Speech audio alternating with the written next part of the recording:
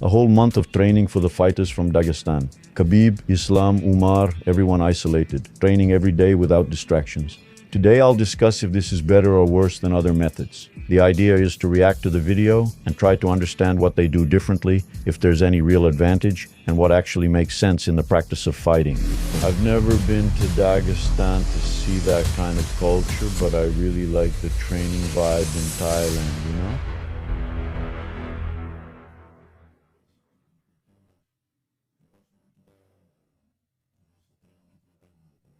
Forge him like steel? A lot of people, and me as a physical educator, I'm against, for example, long runs every day, you know, an exorbitant amount of training like they do there, right? But for Muay Thai, now let's talk about Dagestan, which is an incredible grappling school. Yeah, man. It almost feels like an exile, doesn't it? They choose an environment there where there are no distractions. You see that it's even more isolated than Thailand, you know? Bangkok is a tourist city. Thailand is a tourist country. But even so, man, the training is so intense that honestly, you can't get too distracted. But whether you want to or not, you relax a little, you go to the beach. Many athletes go out to party on Saturday nights. In Dagestan, that doesn't happen, right? No. Also because it's a different kind of climate too, right? Yeah, it's an extremely cold country, right? Uh-huh. And the structure for the cold is the guys are really averse to partying. It's already part of their culture, right? The beard thing, it's cultural, yes. Right? Now, if there must be some religious aspect behind it too. There's also the fact that it protects the face from the cold, right? In Nordic countries, it's also pretty common. Also, yeah, there's a lot of influence, right, man? Because it's a really cold country, bro. The beard helps, but you see it's without a mustache. My brother, here's an athlete who already shown how much he's improved inside the biggest MMA corporation, right? Inside the UFC.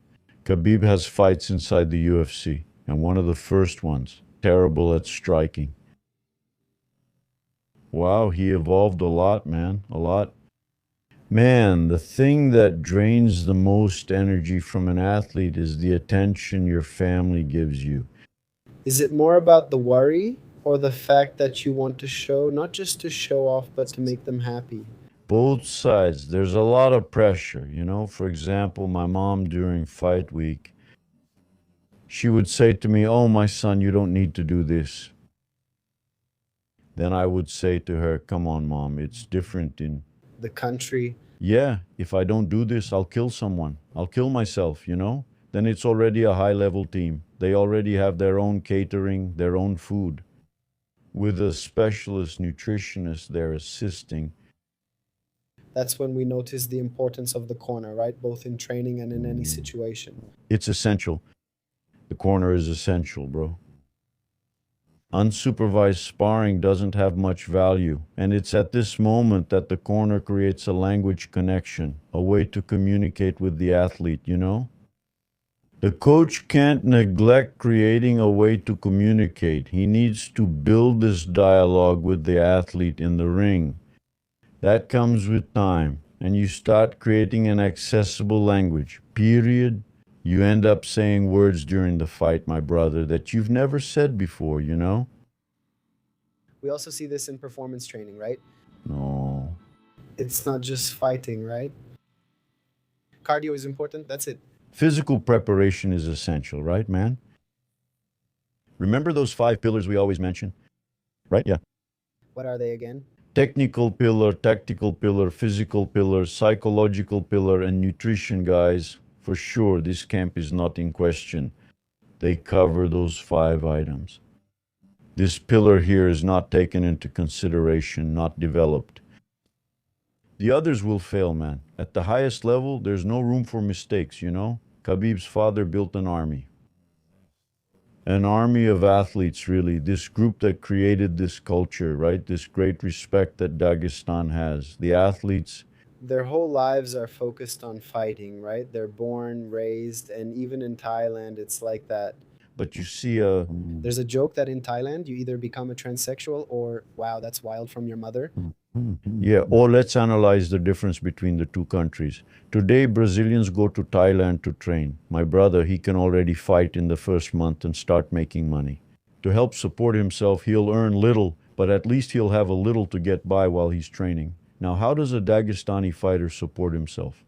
Because there we're inside Khabib's private gym where he has several athletes who are already in the UFC.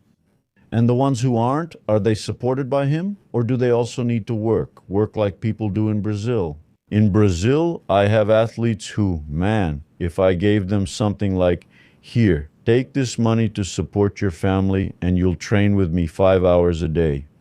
Do you think I wouldn't have good results like they do? You get it. And among several other great teams, man, it's kept going because Khabib bankrolls it, along with several other athletes there who already make a lot of money, like Zlan. Yeah, Khabib's brother, too.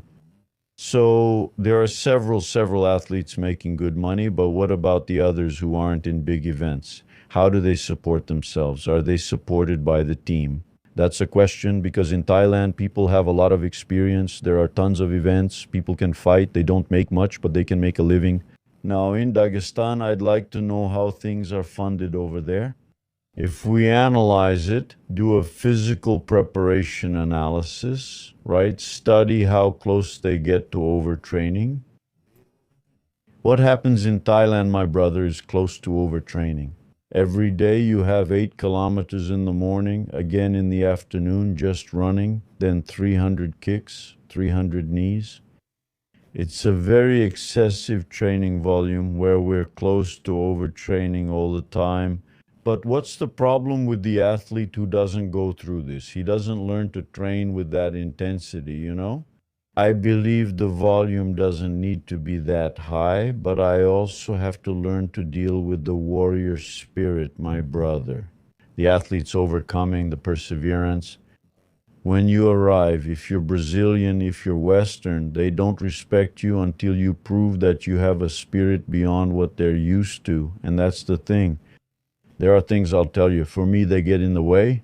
The athlete's performance doing long distance running in the morning and doing long distance running in the afternoon.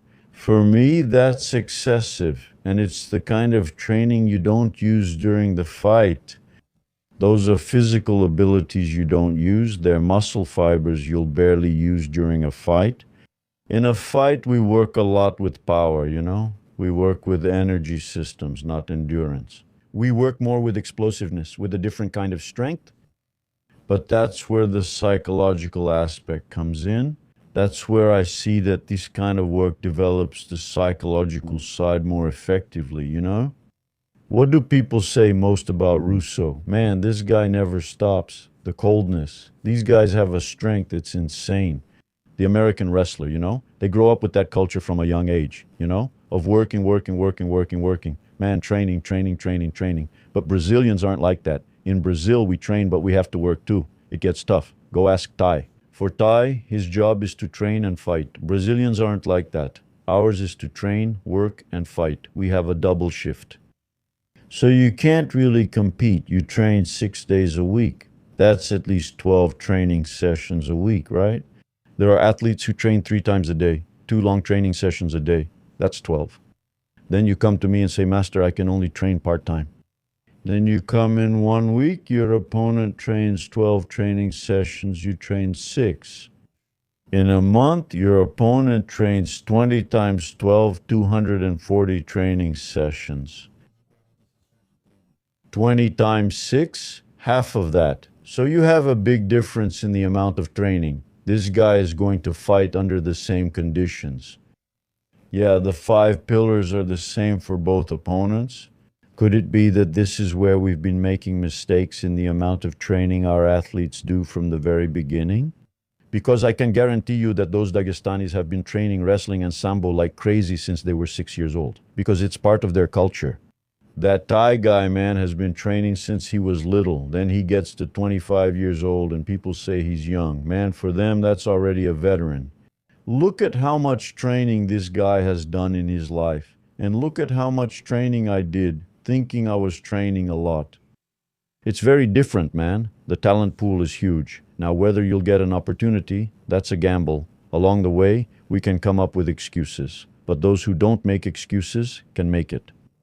How many of those Dagestanis won't make it to the big event, but they're training just the same and helping their teammates, you know? Their training is considered simple training, right? If we Hmm. look at it, there's nothing out of the box, right?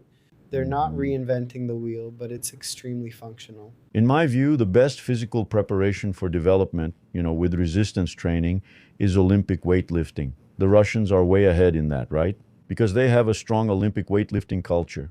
So you don't need to, guys. But, Master, what should I do in weight training? First, you must learn and not do it carelessly. Focus on the basics. So, adaptation, traditional weight training, bench press, rows with some squats. It can even be on a machine at first. It really depends on your level. Later, get a physical trainer who understands and makes that transition. Then you'll work with Olympic weightlifting, you'll work with movements, then, periodizing pure strength work, maximum strength. And then, yes, reaching power in the pre-competition phase, okay, guys? So you need to have a professional with you, man. With Khabib, right, who in this case is the leader of that team, or how people consistently respect him, right? He already has a lot of that, right, when it comes to religion. Their religion is very strong. That's a big thing for them. But I don't see much of a problem with hierarchy in Brazil. What I see in Brazil is more about culture, for example, punctuality, commitment. Yeah. I see people not committing to the goals that were set. It's that lack of effort during the training session for that day. It's when you hold back during the run. It's when you put in less effort during muscle development work. So there's all of that, and we Brazilians, we learn to give that little slack, which is going to make a difference in performance in the end. But when it comes to respect, I think that uh, obviously they have more of that culture of being quiet and just doing it.